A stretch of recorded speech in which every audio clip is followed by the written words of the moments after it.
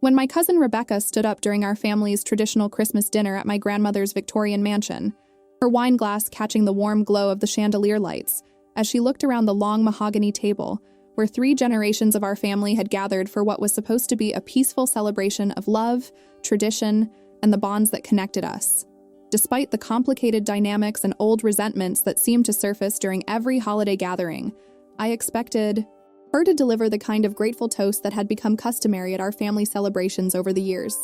Instead, her eyes locked onto mine with a mixture of determination and barely contained anger, as she raised her glass higher and declared in a voice that carried clearly through the sudden silence, "To the secret child," causing every face around the table to drain of color as if she had just announced someone's death, rather than making what appeared to be a cryptic toast that only she and apparently some other family members seemed to understand, while I sat there feeling completely bewildered and increasingly anxious about the implications of words that seemed designed to expose something significant and potentially devastating about our family's carefully maintained facade of respectability and conventional happiness. The silence that followed her toast was deafening, broken only by the soft crackling of the fireplace and the distant sound of Christmas music playing from the kitchen where my aunt had been preparing dessert, creating a surreal contrast between the festive atmosphere that should have characterized our holiday celebration and the obvious tension and fear that had suddenly filled the dining room where my parents,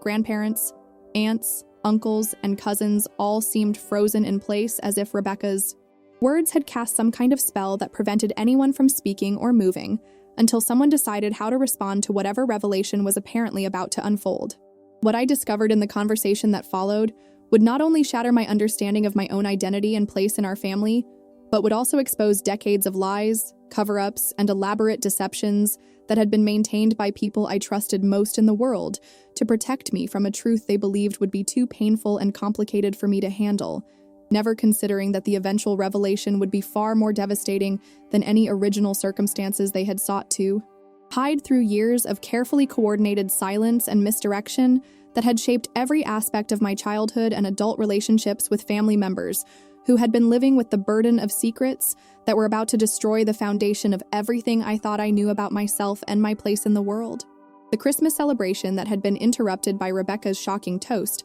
had been planned for weeks as the centerpiece of our family's holiday traditions, an annual gathering that brought together relatives from across the country to celebrate not just the religious significance of Christmas, but also the family bonds and shared history that had connected us through generations of triumphs, tragedies, and the ordinary moments that create the fabric of family identity and collective memory. My grandmother's mansion had been decorated with the same ornaments and arrangements that had graced our family celebrations for decades, each piece carefully stored and lovingly displayed in exactly the same locations where they had appeared during my childhood Christmases that had been filled with magic, wonder, and the kind of family warmth that had made me feel secure and loved despite the occasional tensions and personality conflicts that characterized any large family gathering. The dining room where we had assembled for our traditional Christmas feast was a masterpiece of holiday decoration, with garlands of fresh evergreen draped along the mahogany wainscoting, tall red candles flickering in silver holders that had belonged to my great-grandmother, and a magnificent centerpiece of winter flowers and holly that created the perfect backdrop for the fine china and crystal glasses that were only used for special occasions when the family wanted to honor the importance of the gathering and demonstrate respect for the traditions that had been passed down through generations of women who had taken pride in creating beautiful and memorable celebrations for their loved ones. The guest list for our Christmas dinner included 23 family members, ranging in age from my 4-year-old nephew Jake to my 87-year-old grandfather William, representing 4 generations of our family tree that had been carefully documented and celebrated through years of genealogy research and family history preservation that had created detailed records of births, marriages, achievements, and the stories that connected us to ancestors who had immigrated from Ireland and Scotland in the late 1800s to build new lives in America through hard work, determination, and the kind of family loyalty that had been instilled in each generation as a core value and guiding principle. The meal that had been prepared for our celebration was a tribute to family recipes and culinary traditions that had been passed down through generations of women who had taken pride in their cooking skills and their ability to create memorable dining experiences that would bring families together around shared tables where conversations about current events, family news, and future plans would strengthen the bonds between relatives who might not see each other frequently, but who maintained emotional connections through these annual gatherings and the rituals that reinforced their sense of belonging to something larger than their individual lives and immediate concerns. The turkey that served as the centerpiece of our Christmas feast had been prepared according to my great-grandmother's recipe, with a stuffing made from cornbread, sage, and chestnuts that had been gathered from the trees on my grandmother's property during the autumn months when the extended family had come together for harvest celebrations and leaf-peeping expeditions that had become as much a part of our family traditions as the Christmas gathering itself. The side dishes that surrounded the turkey included mashed potatoes made with cream and butter from local farms, green bean casserole topped with crispy onions, cranberry sauce made from fresh berries, and sweet potato casserole with a pecan praline topping that had been my grandfather's favorite dessert since his childhood in Georgia, where his own family had maintained similar traditions of elaborate holiday meals and multi-generational celebrations. The conversation leading up to Rebecca's shocking toast had been typical of our family gatherings, with updates about careers, relationships, health issues, and the minor dramas and successes that had characterized each family member's year since our last Christmas celebration, creating the kind of comfortable and familiar atmosphere where everyone felt safe to share personal news and seek advice or support from relatives who had known them since childhood and could provide perspective and encouragement based on decades of shared experiences and mutual affection. My parents had shared news about their recent retirement and plans for traveling to Europe in the spring. My aunt and uncle had announced their daughter's engagement to a young man they had grown to love and respect, and my cousins had provided updates about their children's academic achievements and extracurricular activities that had made all the grandparents beam with pride and satisfaction. Rebecca's presence at our Christmas gathering had been somewhat unusual because she lived in California and typically spent the holidays with her husband's family, but her recent divorce and the custody arrangements for her two young children had made it possible for her to join our East Coast celebration for the first time in several years, creating an opportunity for family bonding and reconnection that everyone had welcomed, despite the obvious emotional stress and life changes that had brought about her unexpected availability for our traditional gathering. The divorce proceedings had been difficult and contentious, involving disputes over property division and child custody that had required expensive legal representation and had taken an emotional toll on Rebecca that was evident in her thinner frame, the dark circles under her eyes, and the occasional flashes of anger or sadness that had replaced the cheerful and optimistic personality that had characterized her interactions with family members during happier periods of her life. The wine that Rebecca had been drinking throughout our Christmas dinner had been flowing more freely than usual, with multiple glasses of the expensive Cabernet Sauvignon that my grandfather had selected from his carefully curated wine cellar to complement the rich flavors of our holiday meal and enhance the celebratory atmosphere that he believed was essential for creating memorable family gatherings that would be discussed and remembered for years to come. The alcohol consumption had been accompanied by increasingly animated conversation and laughter that had seemed to indicate everyone was relaxing and enjoying the reunion, despite the various stresses and challenges that had characterized each family member's recent experiences with work pressures, health concerns, relationship changes, and the general difficulties of navigating adult life in an increasingly complex and demanding world. The toast that Rebecca had been building up to throughout the evening had seemed like it might be a tribute to family resilience, or expression of gratitude for the support and love that had helped her through her difficult divorce and the challenges of rebuilding her life as a single mother with limited financial resources and uncertain future prospects that required careful planning and family assistance to ensure stability for her children during this period of transition and adjustment. The way she had been looking around the table and making eye contact with various family members had suggested she was preparing to say something meaningful and heartfelt about the importance of family bonds and the comfort that came from knowing that relatives would provide support and understanding during difficult times when other sources of strength and encouragement might not be available or reliable. The moment when Rebecca raised her glass and delivered her cryptic toast about the secret child was like watching a bomb explode in slow motion as I observed the immediate and dramatic change in facial expressions and body language of family members who had been relaxed and happy just seconds before, but who suddenly looked terrified and guilty as if they had been caught in some terrible lie or deception that was about to be exposed, despite years of careful concealment and coordinated silence. My mother's face went completely white as her hand flew to her throat in a gesture of panic and disbelief. My father's wine glass slipped from his fingers and crashed to the floor in a shower of red wine and crystal fragments. And my grandmother made a small gasping sound as if someone had physically struck her in the chest with enough force to knock the breath from her lungs. The silence that followed Rebecca's toast stretched on for what felt like an eternity as I looked around the table, trying to understand what was happening and why everyone seemed to know something that I obviously didn't, creating a sense of isolation and confusion that was made worse by the obvious fear and guilt that was written across the faces of people who had always been sources of comfort and security in my life, but who were now looking at me with expressions of pity and apprehension that suggested I was about to learn something that would fundamentally change my understanding of my own identity and place in our family structure. The explanation that began to emerge through whispered conversations and reluctant admissions revealed that Rebecca's toast had been referring to me, though the specific meaning of secret child remained unclear until my mother finally found the courage to speak in a voice that was barely above a whisper and filled with the kind of shame and regret that suggested she was about to confess to something that had been weighing on her conscience for years, but that she had never found the right moment or sufficient courage to reveal despite knowing that the truth would eventually surface through circumstances beyond her control. The story that my mother began to tell in halting sentences, punctuated by tears and long pauses, involved events that had occurred 31 years earlier, when she was a 19-year-old college student who had become pregnant during a brief relationship with a fellow student whose identity and subsequent whereabouts had been kept secret from everyone except my grandmother and a few other family members who had helped coordinate the arrangements that would allow the pregnancy to continue while maintaining the fiction that I was the biological child of my mother and the man I had always known as my father. The elaborate deception that had been orchestrated to hide the circumstances of my conception and birth had involved a fake engagement and hastily arranged marriage between my mother and my supposed father, who had been a family friend willing to provide legitimacy and social respectability for a situation that would have been scandalous and potentially devastating for my mother's reputation and future prospects during an era when unmarried pregnancy carried significant social stigma and limited options for single mothers who wanted to keep their children while maintaining family relationships and educational opportunities.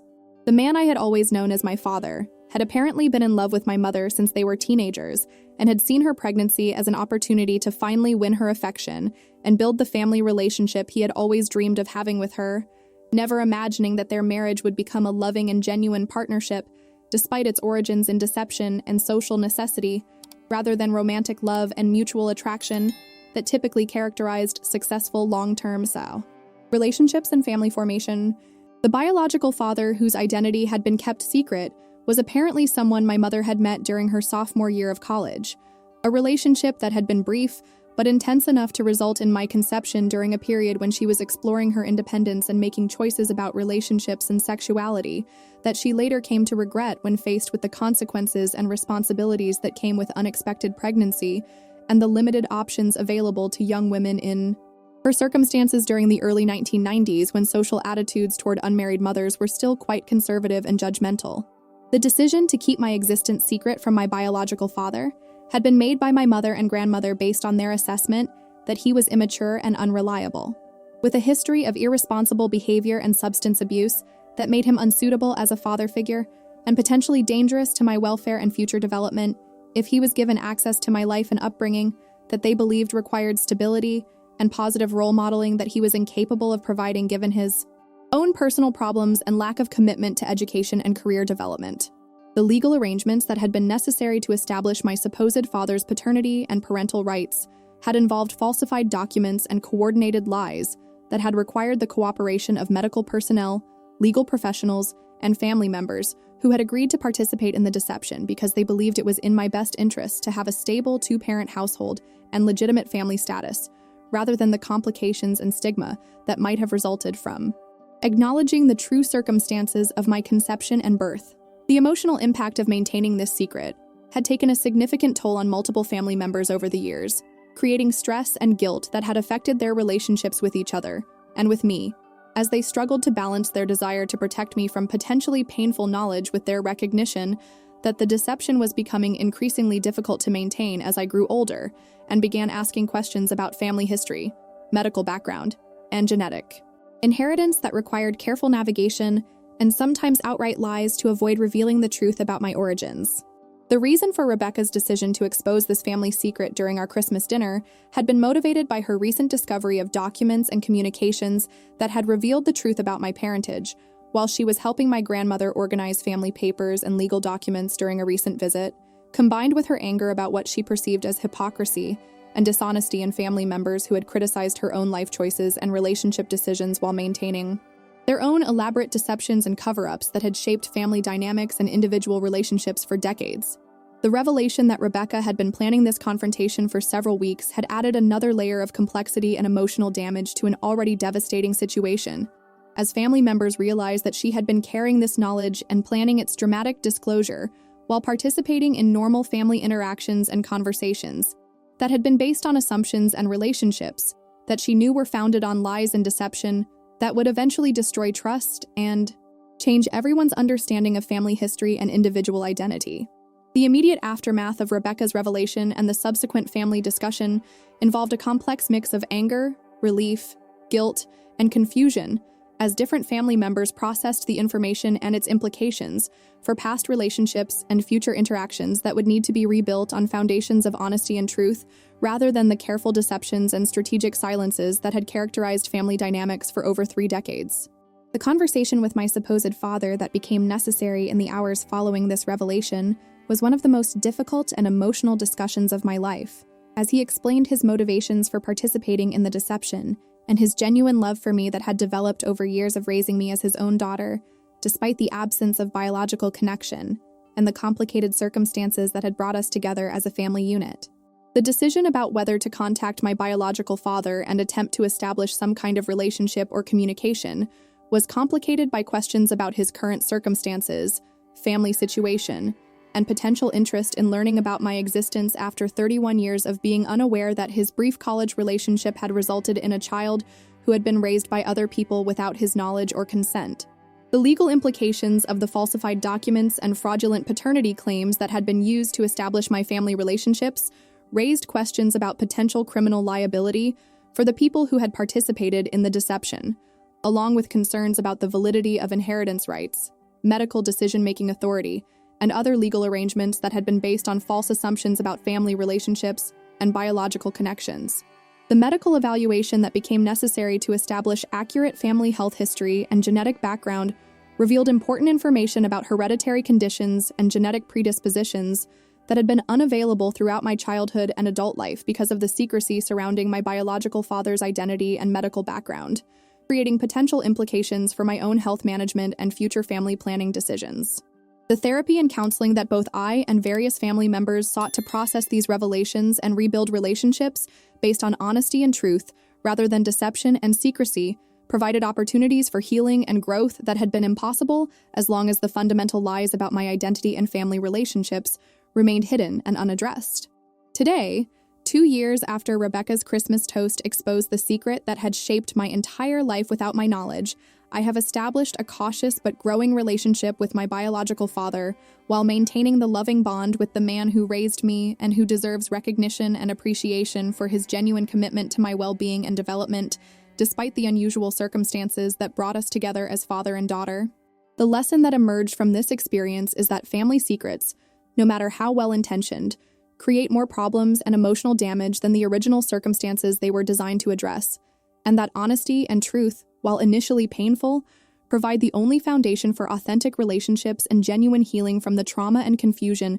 that result from decades of deception and carefully maintained lies. The relationship with Rebecca has required forgiveness and understanding of her motivations for exposing the secret in such a dramatic and public way, while also acknowledging that her decision to reveal the truth, despite its painful delivery, ultimately provided opportunities for growth and healing that would never have been possible as long as the deception continued to shape family dynamics and individual relationships. Looking back on that Christmas dinner when Rebecca raised her glass and said, "To the secret child," causing my family to go pale with fear and guilt about the exposure of decades-old deceptions, I realized that while the revelation was initially devastating and disorienting, it ultimately provided opportunities for building more authentic relationships based on truth and choice rather than lies and social necessity that had shaped my identity and family connections for 31 years. Was my family wrong to hide the truth about my parentage in order to provide social legitimacy and family stability that they believed was in my best interests?